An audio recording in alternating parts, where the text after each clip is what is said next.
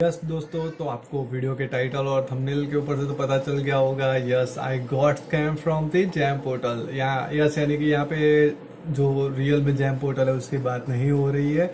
सो थी जैसे कि बहुत सारे वेंडर्स और कंपनी ओनर से मेरी बात होती है और लोग बोलते भी है कि हमने जैम रजिस्ट्रेशन करवाया, जैम रजिस्ट्रेशन का 2,000 रुपये पे किया, 3,000 रुपये पे किया, 3,500 रुपये पे किया। सो आई जस्ट गेट शॉक है भाई, 3,000 3,500 जैम पोर्टल के अंदर कोई अमाउंट ही नहीं है ऐसी रजिस्ट्रेशन की, तो आप लोगों ने कहाँ पे किया।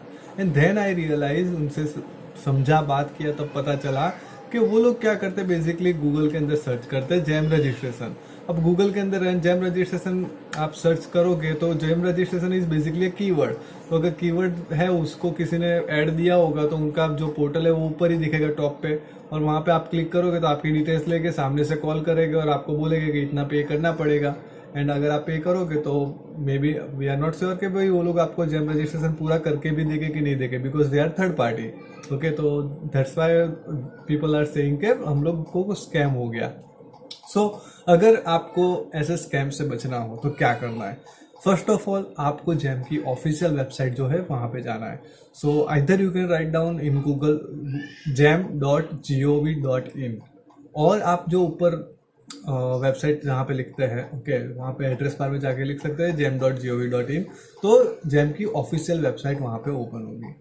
अब जैम की पोर्टल वेबसाइट ओपन कर दी, पर उसके आगे क्या करना है? सो उसके आगे जाके आपको वहाँ पे साइन अप करके ऑप्शन है, राइट साइड कॉर्नर में सेकंड लास्ट ऑप्शन है, लास्ट वाला ऑप्शन है वो लॉगिन है, उसके बाजू वाला साइन अप है।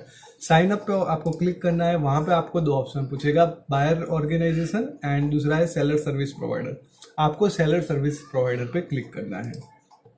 सेलर सर्विस प्रोवाइडर पे जैसे ही आप क्लिक करोगे उसके बाद थोड़ा लोड करेगा। कभी कभी ये वेबसाइट है ना लोड करती है, क्योंकि आपको पता है गवर्नमेंट पोर्टल है, एंड गवर्नमेंट पोर्टल है वो तो ठीक है, पर थाउजेंड्स ऑफ यानी बहुत सारे बायर्स एंड सेलर उसके ऊपर daily log in log out करते हैं। मीन सब उनके प्रोडक्ट्स अपलोड करना, टेंडर्स अपलोड करना, बीड करना, बहुत सारी प्रोसेस होती है, तो कभी कभी इसके ऊपर टाइम भी लगता है।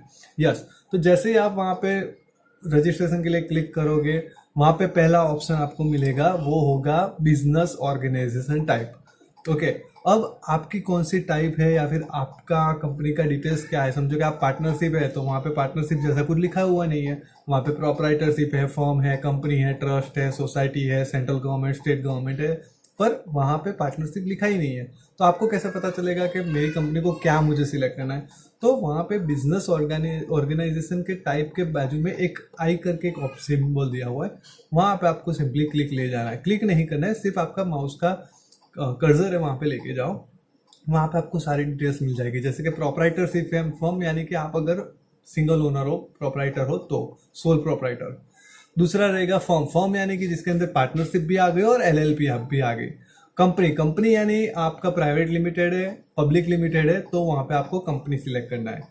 ट्रस्ट और सोसाइटी है तो ट्रस्ट एंड सोसाइटी करना है, गवर्नमेंट एंटिटी है तो government entity. So this is the simple thing. अब इतना हो जाता है, उसके बाद आप एक बार आगे प्रोसीड करते हैं, उसके बाद आपको सारी डिटेल्स वहाँ पे मांगना स्टार्ट करता है। जैसे कि उसमें बेसिक डॉक्यूमेंट्स रहते हैं, जैसे जो मैंडेटरी रिक्वायरमेंट रहता है उसमें कैसा रहेगा कि डायरेक्टर होता है, उनका Aadhaar card, and apart from that उनका आधार से लिंक जो मोबाइल नंबर रहता है वो, क्योंकि उसको ओटीपी आता है। अपार्ट फ्रॉम दैट एक ईमेल आईडी रहेगा उनका ऑफिशियल। तो ये चीज मैंडेटरी रहती है डायरेक्टर की। And apart from that business के डिटेल्स भी जैसे कि रिक्वायरमेंट रहती है, जैसे कि बिजनेस का पैन कार्ड हो गया, या फिर अगर प्रोपराइटर है तो उनका खुद का इंडिविजुअल का pan card. Bank account details रहती है आपको वहाँ पे अपलोड करनी। इनकम टैक्स रिटर्न फाइल की डिटेल्स रहेगी, जैसे कि आप अगर इंडिविजुअल है तो पर्सनल रहेगा, और कंपनी का अगर रहता है तो वेल एंड गुड है। Apart from that GST number रहेगा, आपका रजिस्टर्ड एड्रेस रहेगा, एंड अगर उद्यम आधार यानी कि आपका एमएसएमई सर्टिफिकेट है तो वेल एंड गुड रहेगा। तो इतने डॉक्यूमेंट्स है, ये अगर आपके पास हैंडी रहेंगे तो आप आपका खुद का कंपनी का रजिस्ट्रेशन इजीली कर पाओगे। आपको कहीं पे भी 2-3 हज़ार 5,000 रुपये देने की जरूरत नहीं है। एंड फिर भी अगर आपको इश्यूज आ रहा है, आपका जैम रजिस्ट्रेशन नहीं हो रहा है 100%, या फिर कोई भी इश्यूज आ रहा है, आप ऐसा कीजिए, डिस्क्रिप्शन के अंदर मेरा नंबर दिया हुआ है, कॉल मत करना, व्हाट्सएप के अंदर आपकी डिटेल्स शेयर कर लीजिए, I will help you. Okay, so yes, for now that's all, यही शेयर करना था। पूरा रजिस्ट्रेशन का वीडियो भी अगर चाहिए तो वो भी कमेंट के अंदर शेयर कर दीजिए, तो हम नया एक पूरा वीडियो बनाएगा जो डेडिकेटिवली रजिस्ट्रेशन के ऊपर ही होगा। बट यस, फिर भी अगर आपको कोई भी अभी क्वेरीज आ रही है तो कमेंट के अंदर शेयर कर दीजिए, और व्हाट्सएप के अंदर भी शेयर कर सकते हैं। मैं आपको जितना भी हो पाएगा उतना हेल्प करूँगा। Thank you very much.